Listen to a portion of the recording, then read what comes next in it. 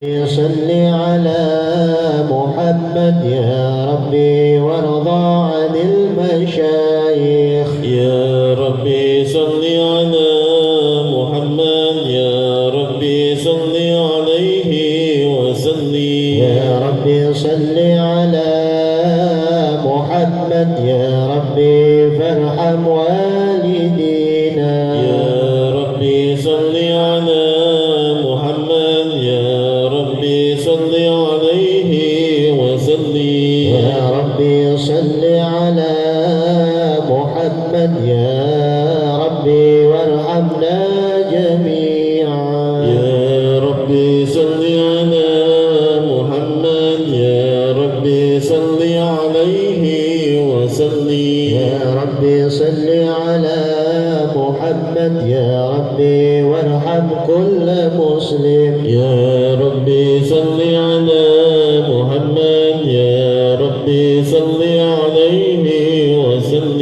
يا ربي صل على محمد يا ربي واغفر لكل مذنب. يا ربي صل على محمد يا ربي صل عليه وسلم. يا ربي صل على محمد يا ربي صل عليه وسلم. يا ربي واغفر كل مسلم. يا ربي واغفر كل مؤمن. يا ربنا اختم بالمشفى. يا ربي صل عليه وسلم. يا ربي صل على محمد يا ربي صل عليه وسلم. السلام عليك زين الأنبياء سلام عليك أبقى الأذكياء. السلام عليك أسفى الأسفياء. السلام عليك أزكى الأذكياء. السلام عليك أسفى الأسفياء. السلام عليك أزكى الأذكياء. السلام عليك من رب السماء. السلام عليك السلام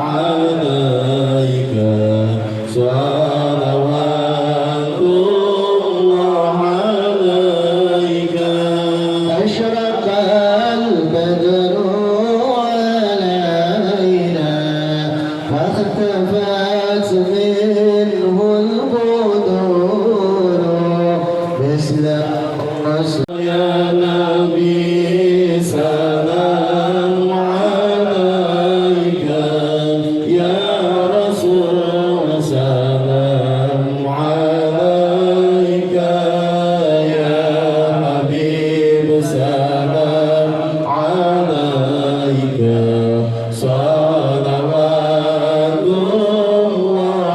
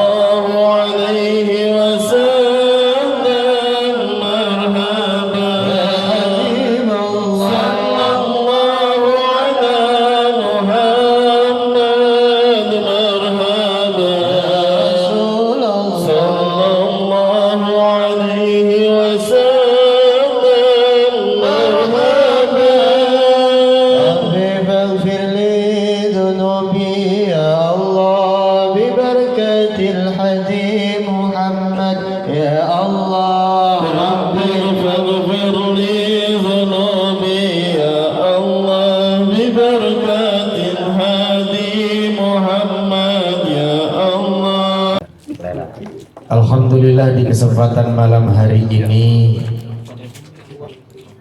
tiada henti-hentinya kita memanjatkan puji dan syukur kita kehadiran Allah Subhanahu wa taala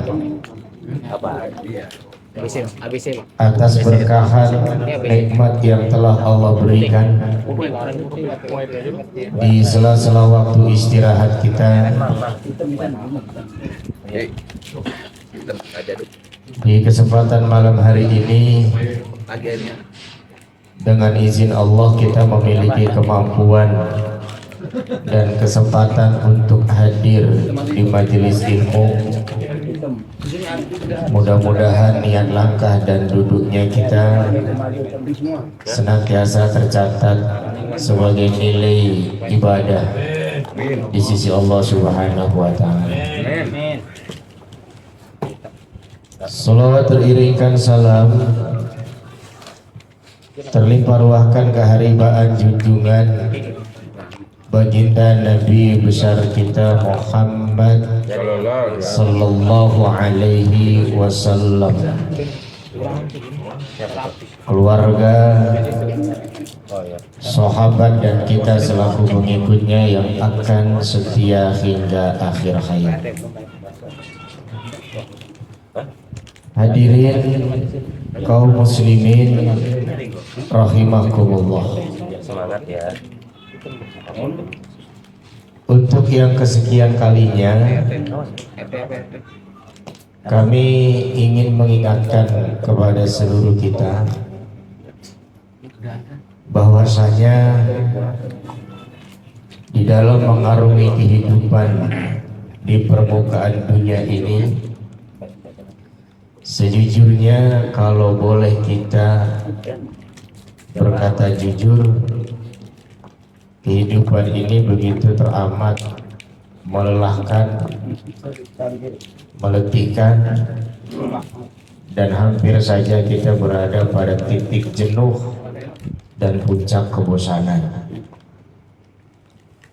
Karena aktivitas kehidupan kita dari hari ke hari yang kita lakukan secara terus-menerus, monoton dan berulang-ulang. Harinya tetap sama, terdiri dari 7 hari. Bulannya pun sama, terdiri dari 12 bulan.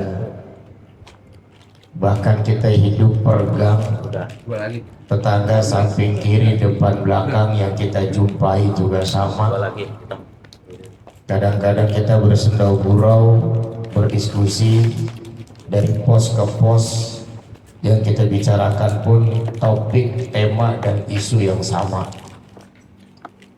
Tanpa kita sadari, pada akhirnya kita tergilas oleh perputaran dan peredaran waktu yang kita lalui.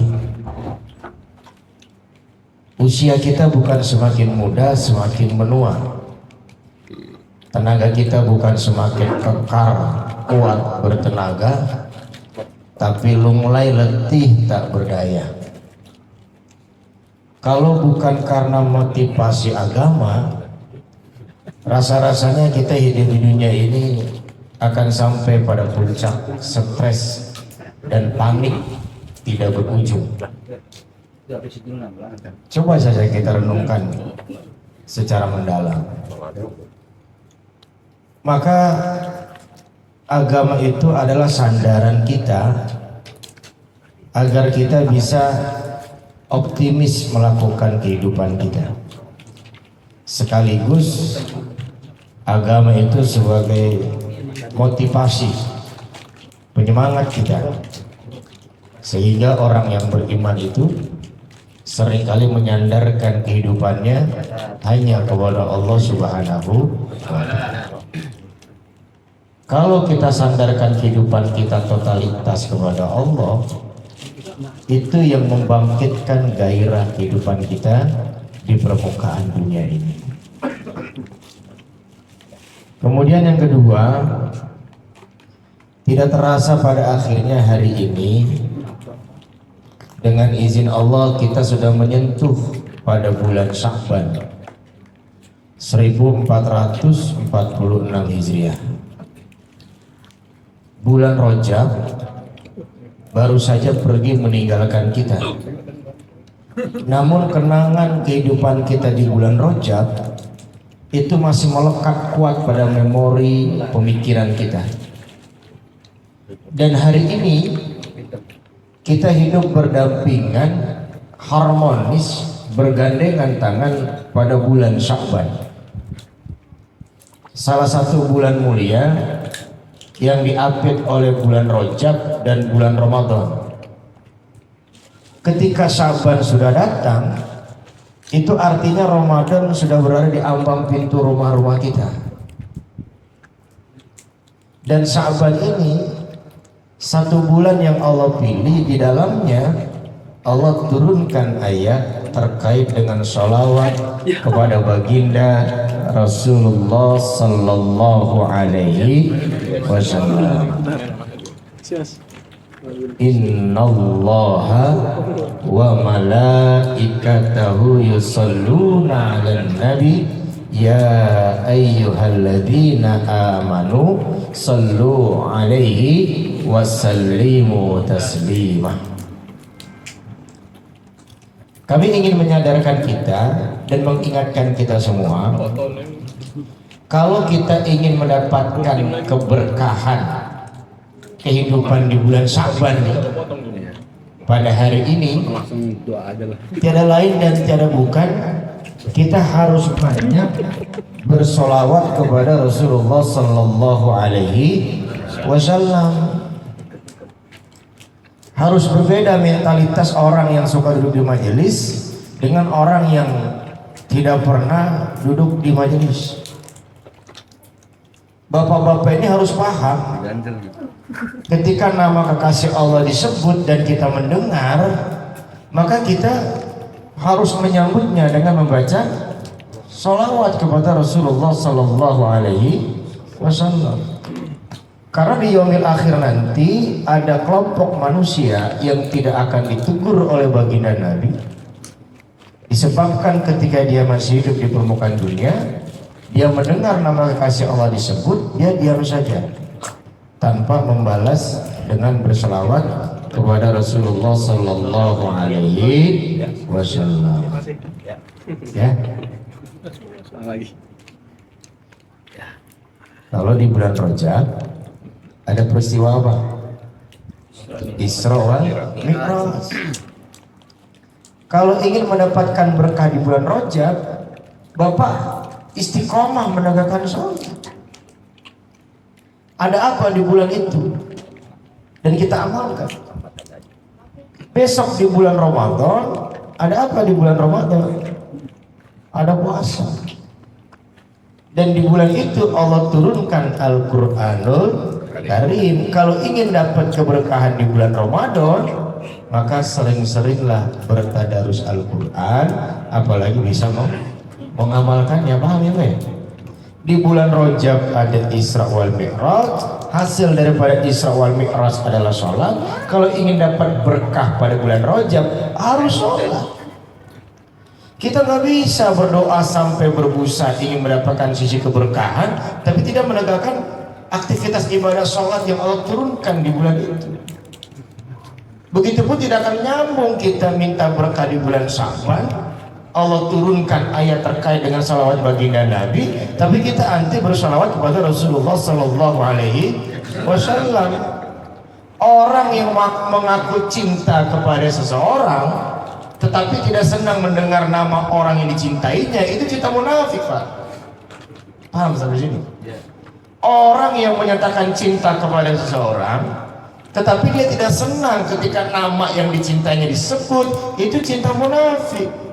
Ketika kita menyatakan cinta kita kepada baginda Nabi, mestinya ketika nama baginda Nabi disebutkan bergetar hati kita sehingga kita membalasnya dengan membaca sholawat Allahumma sholli ala sayyidina Muhammad. Mestinya begitu. Makanya untuk kelompok-kelompok yang membenci sholawat, itu cinta kepada Rasulullah cinta palsu. Mana ada orang cinta kepada seorang tapi nggak senang nama orang dicintainya disebut. Bapak aja kalau jadi cintakan, nama kekasih bapak tidur aja di ngigoy, ya kan?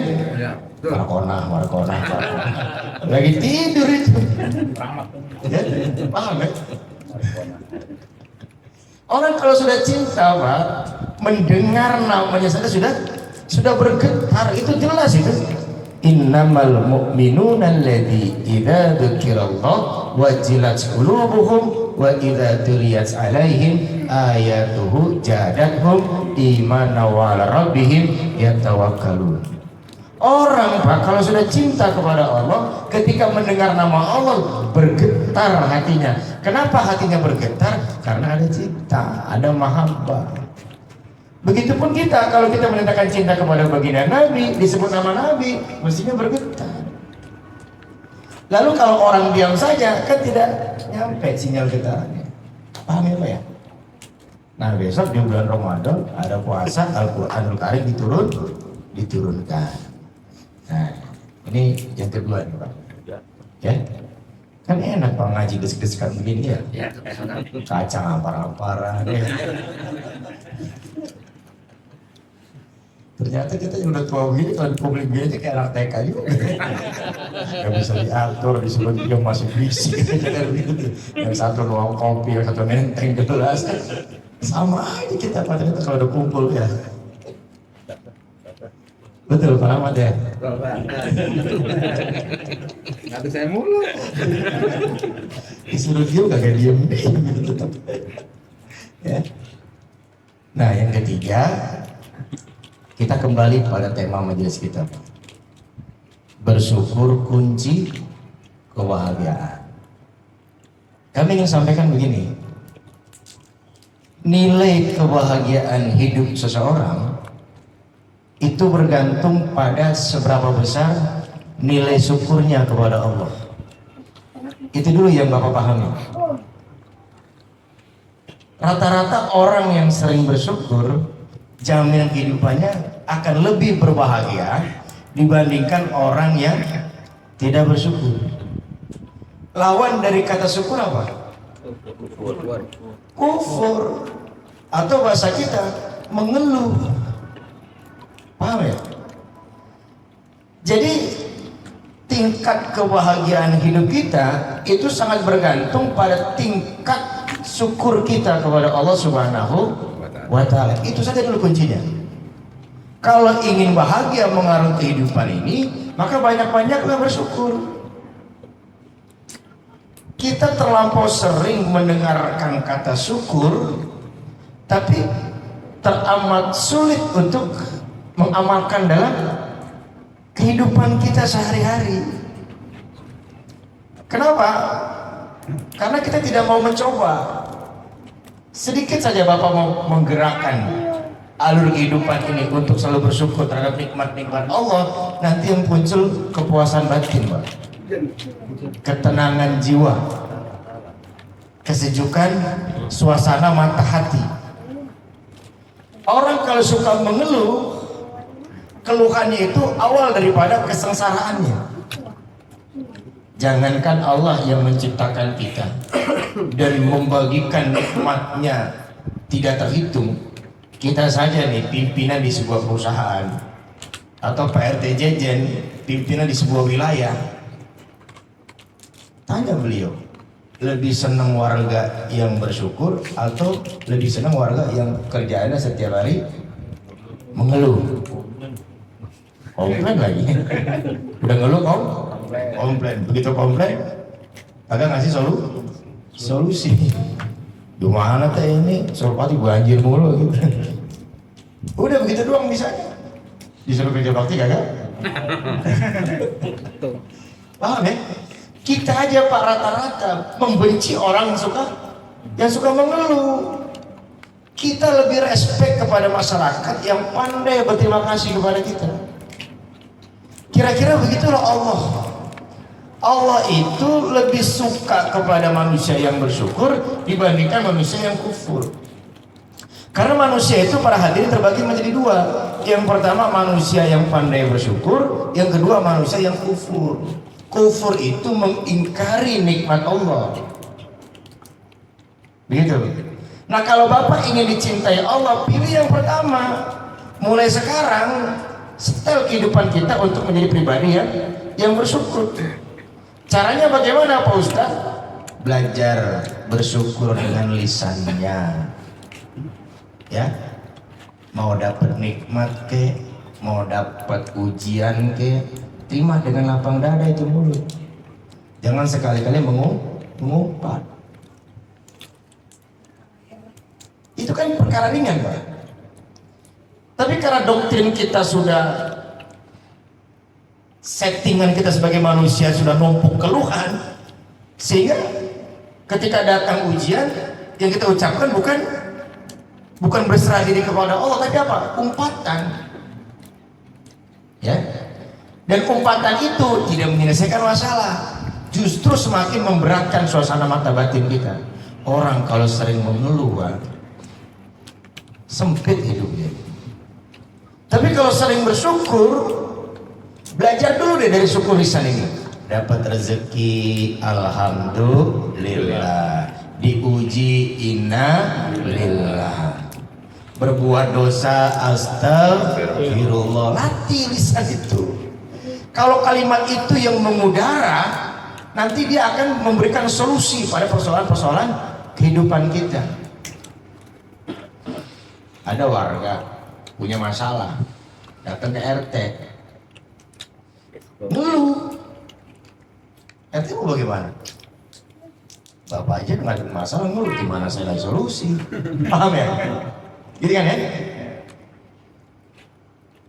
Setelah kita berhasil melatih lisan kita untuk bersyukur terhadap karunia nikmat Allah, latih Pak sikap kita untuk bersyukur.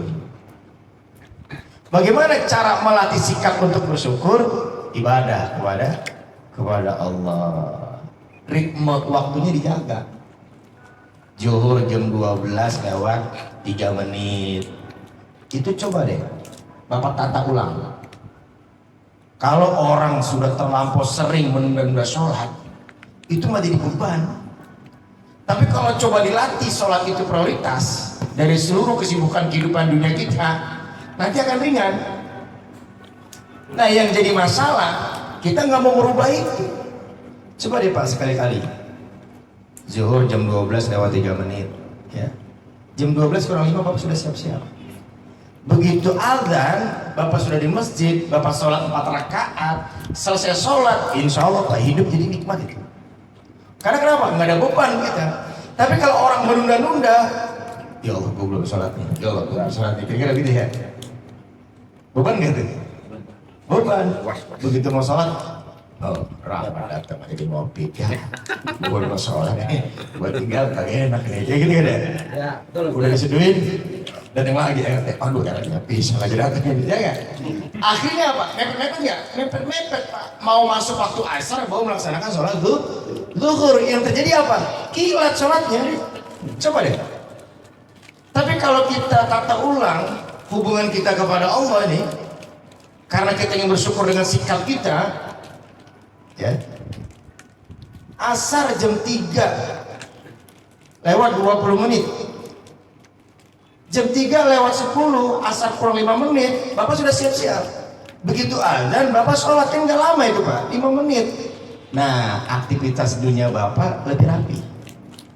Tapi kalau ditunda, orang kalau udah nunda sama kayak orang makan. Siapa di antara Bapak ketika kerja, ya berangkat pagi, kan kita suka menyepelekan keringat istri kita. Kata istri kita begini, Pak itu nasi goreng dimakan dulu. Kata kita apa?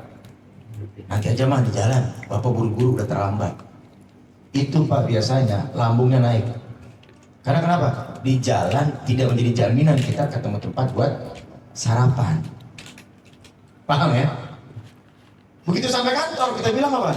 Wah, udah pimpinan nih, sempat nggak sarapan lagi? Nggak sempat. Akhirnya apa yang terjadi? Sakit Pak. Sholat tuh begitu, kalau Bapak biasa menunda-nunda sakit Pak. Minimal sakitnya apa? Tergesa-gesa. Kan tergesa-gesa itu perbuatan setan Pak. Ya. Tapi kalau sholatnya rileks, dinikmati, gitu kan ya? Sahdu bener itu Pak. Nikmat bener, doanya juga khusyuk banget gitu. Kalau terburu-buru, namanya gue terburu-buru, apapun kalau terburu-buru, makan kacang kulit bisa nggak dikupas itu kulitnya.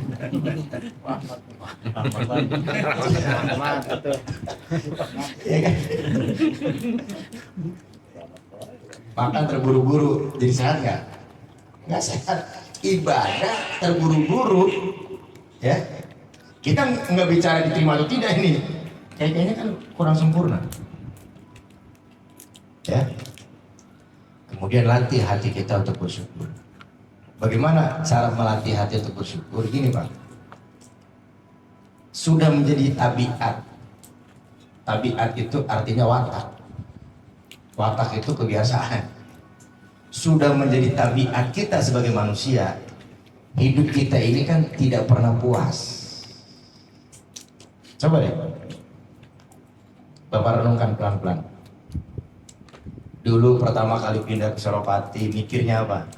Daripada ngontrak, mendingan akad kredit di BTN. Kalau lunas jadi milik sendiri. Begitu masuk, kalau orang nggak bersyukur nih, bisa ke rumah begini doang nih, belakang udah ditutup, depan acak-acakan, ya kan? Kalau depan udah kali enak kali ya. Nah, ditutup nggak depan? Ditutup. Begitu ditutup, apa yang terjadi? Wah, kagak punya motor nih, punya sepeda doang. Ya, pengen punya motor nggak? Pengen. Udah punya motor, pengen punya apa? Punya mobil Pak. Mobil dimasukin, ngeluh lagi nggak? Ngeluh. Nah, ada mobil jadi sempit banget rumah ini. Coba kalau sebulan saya bebasin. Kayaknya rumah 120 meter nih. Manusia itu Pak, tabiatnya begitu. Tidak akan sampai pada titik kepuasan. Kita berumah tangga dengan istri tercinta kita, ya, permohonan kita apa? Ya Allah, berikan keluarga kami yang mungil ini keturunan untuk meneruskan garis kehidupan silsilah keluarga besar kami. Kita nggak bicara kelamin tuh Pak, mau cewek, mau perempuan, mau laki, mau lanang, yang penting punya anak, paham ya? Allah kasih anak Pak, perempuan satu, Allah kasih nomor 2 perempuan, mulai dari kita goyang tuh. Perempuan lagi. Paham ya? Puas gak kita tuh? Nggak puas kita Pak. Karena kita nggak puas, Bikin lagi. ya, karena manusia itu tabiatnya tidak puas, maka hati itu harus dilatih untuk bersyukur. Bagaimana cara bersyukur dengan hati? Tanamkan sifat qanaah dalam hati. Apa itu qanaah? Merasa cukup. Hadirkan rasa cukup itu Pak dalam batin kita. Kalau Bapak sudah berani menghadirkan rasa cukup, hidup Bapak itu tidak ngos-ngosan diperbudak oleh dunia. Bapak minta rezeki Pak, jangan minta banyak, minta cukup Pak. Karena banyak itu belum tentu cukup. Tapi kalau minta cukup, cukup kita siapa sih? Sesuai dengan kebutuhan kehidupan. Banyak kalau nggak cukup buat apa? Paham ya? Makanya kalau berdoa minta rezeki jangan minta banyak, mintanya cukup. Dan rezeki yang cukup itu identik dengan rezeki yang berkah. Dan keberkahan rezeki itu alurnya karena kita awali dengan bersyukur. Makanya kalau Bapak ingin mendapatkan kunci kebahagiaan kehidupan, tiada lain jawabannya hanya bersyukur. Tanamkan sikap itu dalam kehidupan berumah tangga kita. Apalagi masyarakat perumahan, buka pintu rumah, kelihatan pintu rumah tetangga. Tetangga gua pagar cakep amat, warnanya putih lagi, pakai list urat kayu coklat begitu gitu. Pagar gua kayak rondeng. Kalau sudah coba membanding-bandingkan kehidupan kita dengan kehidupan orang lain, selesai. Jadi jangan sekali-kali mengukur kaki kita dengan sepatu orang lain, nggak connect Pak. Paham ya? Jangan ukur badan kita dengan baju orang lain, nggak nyambung. Kalau itu terus-terusan yang kita lakukan, ya, kita bisa terperosok menjadi manusia kufur. Yang ada tidak disyukuri, gitu kan ya? Tapi kehidupan orang lain kita amati, kan paling gak nikmat itu. Apapun kalau sudah dibanding-bandingkan nggak nikmat, Pak. Enak banget dia punya motor itu, cakep banget dia motor itu, ini apa ini? Jangan sekali-kali, Pak. Jangan dimulai itu. Paham ya? Ya. Makanya kalau ingin bahagia, ya, ukur rasa syukur kita. Saya aja secara pribadi sekarang sedang melatih diri kayak begitu. Ya, tidak tergiur dengan kehidupan orang lain, tidak mudah temperamen dengan isu-isu dan gosip yang ditebar oleh orang lain. Bapak kalau hidup Bapak ngurusin mulut orang lain, waktu Bapak habis. Coba deh. Ustaz Rosid ente kan diomongin, dipikirin 24 jam. Kita nggak punya kewajiban untuk memuaskan orang lain, Pak. Kita nggak punya kewajiban untuk memuaskan orang lain. Dan bukan tanggung jawab kita menjadi manusia yang bisa memuaskan seluruh orang. Ya, Rasul saja sebegitu baiknya masih ada yang nggak seneng, apalagi kita. Baiknya cuma depan tetangga doang, udah beda portal. Bener aja disalahin. Ya kan? Beda lagi ya? Beda. Ya? Udah beda RT, lain lagi nggak? Ya, gitu. Lain. Apa kata kita? Udah malam RT sebelah, wah RT dia aja kurang kreatif nih. Masa diimpor pakai kasok? Kasar. Ya, ya kan? Itu tidak orang yang bersyukur, Pak. Ya, orang Pak kalau bersyukur itu, Pak, ya Allah, udah orang paling bahagia deh. Ya, dia nggak pernah ngurus kehidupan orang lain gitu, nggak pernah. Lagi Bapak kayak kurang kerjaan aja orang lain diurusin. Ya, paham ya? Ya. Nah, latih Pak istri Bapak untuk banyak-banyak bersyukur. Dikasih duit belanja kurang, istrinya soleha, ya nggak masang muka bemo, Pak. Ya, Neng tadi kan lagi sepi, Neng kayaknya rada-rada kurang, dia mau belanja. Istrinya soleha, widih, apa yang terjadi? Nggak apa-apa, Pak. Ini rezeki yang Allah titipkan pada keluarga kita. Yang penting Bapak selamat, sehat walafiat, anak-anak juga selamat. Bapak jadi tenang nggak tuh? Tenang nggak? Tenang kan? Dari tenang mikir cair nggak? Cair. Kalau mikir udah cair, kreatif nggak kita nih? Kreatif. Tapi coba Bapak ngasih duit kurang. Oh, lu bini udah siapa yang gitu? Motor B, siapa yang motor B? Siapa yang motor B ada? Oh, enggak. Ya. Enak. Coba nanya. Begitu pula sebaliknya, Bapak sebagai suami harus pandai-pandai bersyukur kepada istri Bapak, Pak. Pernah bilang terima kasih kalau bikin kopi sama bini?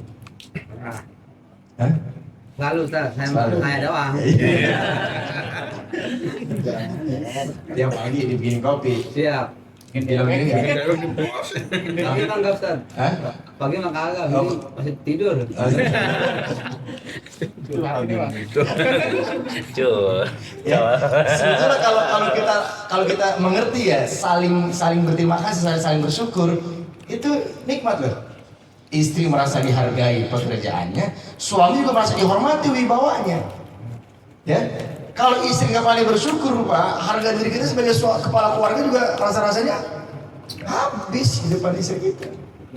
Begitu pula sebaliknya Bapak, kalau Bapak nggak pandai bersyukur kepada istri Bapak, bisa mencela terus. Kamu gimana sih, mah masak asam aja kagak bisa. Ya, sederhana itu Pak, tapi jadi ngebatin. Tahu nggak ngebatin? Ngebatin itu rasa sedih yang tidak bisa diungkapkan. Ya, rasa kecewa yang tidak bisa diekspresikan, itu ngebatin tuh. Jadi kalau orang ngebatin Pak, itu masalahnya di sini. Tahan batin. Tekanan batin. Ya, paham ya? Makanya kalau Bapak ya isi lagi emosi ya, Oh mas. ya. Semua keluar sama dia mah. Keluar semua. Amin ya robbal. Amin. Ya. Ya Pak, pelan-pelan kita amalin Pak ya.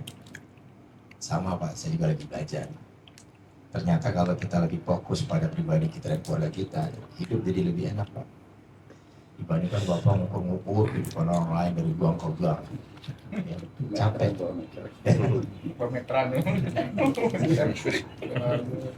Mohon maaf ya, ini saja bisa kami sampaikan. Kayaknya ini 2-3 minggu lagi itu udah mau puasa ya. Tanggal 1 Maret ya kayaknya. Tanggal 1 Maret kita udah puasa Pak. Tanggal 28 Februari malamnya itu kayaknya kita udah terawih pertama tuh. Udah terawih pertama ya. Mudah-mudahan nanti kalau memang ada kegiatan yang sifatnya tawakufan, kalau memang saya diinformasikan dan ada waktu, insya Allah saya bisa hadir ya.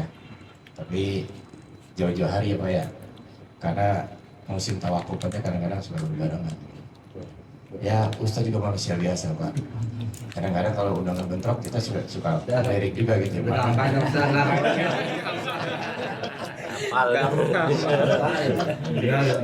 Aman lah. Terima kasih. Akhirnya kalam billahi taufiq wal hidayah.